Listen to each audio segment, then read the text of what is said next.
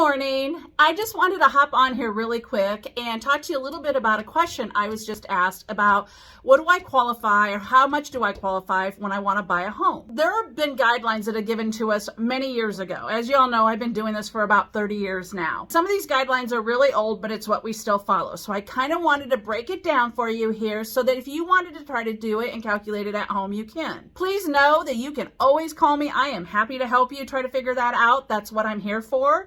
But I thought if you just wanted to know a little bit about the guidelines, I was going to talk to you about how we calculate your debt to income ratio. Let's assume your gross income, and that's before taxes, is $4,500 a month. Your car payment, your credit card minimum payments, your student loans, they all total maybe $850 a month. So what we do is we take that $4,500, we take it times 28% and then 45%. Of your gross income, they figure that 28% can be used for your maximum housing payment. And then the back end number is at 45% is your housing and all other debt.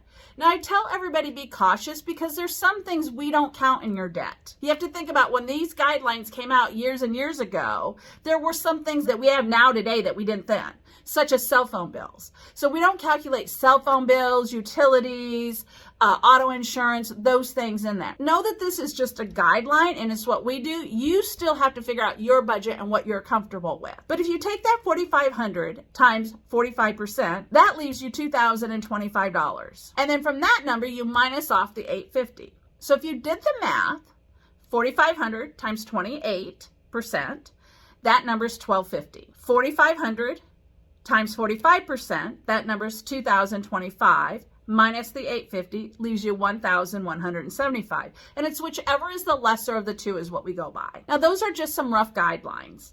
Again, so the other thing is some people say, well, I don't have any payments on my student loan. Well, it depends on your student loan and what is going on with it. If you have an income-based repayment plan on your student loan and you don't have to make any payments or you make very minimal and you can provide that documentation, we can use that. If for some reason you're still in school and your loans are being deferred or you're in forbearance and you don't have to make payments right now, well, those are going to come due eventually and we have to calculate a payment for those. So a rule of thumb for us is either 0.5% or 1% of whatever the outstanding balance is. So I'll tell you, typically lean to the higher side, do the 1% of your balance to calculate the payment if you want to be safe. Again, I just wanted to drop this quickly here. Know that I am always here to help you. I'm Kim Lopez with Gershwin Mortgage.